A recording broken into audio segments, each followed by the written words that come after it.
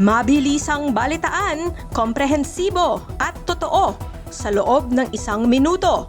Simula na ang Diskurso Tidbits. Siomai King business partners na sina Jonathan Payawalso at Carlito Macadangdang dawit din pala sa flood control scam.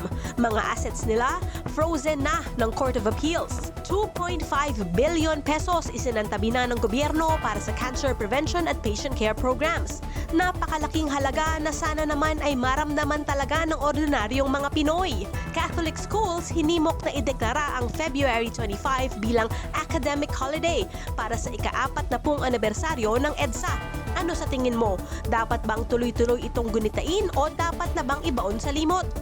Senator Ping Lacson kinumpirmang kabilang si Martin Romualdez sa mga inirekomendang kasuhan sa draft report ng investigasyon ng Blue Ribbon Committee tungkol sa flood control controversy.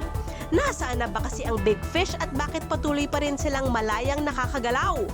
Balitang mabilis, komprehensibo at totoo. Yan ang Diskurso Tidbits. Basahin ang tungkol sa lahat ng yan at sa marami pang ibang nakatutuwa at makabuluhang balita sa diskurso.ph.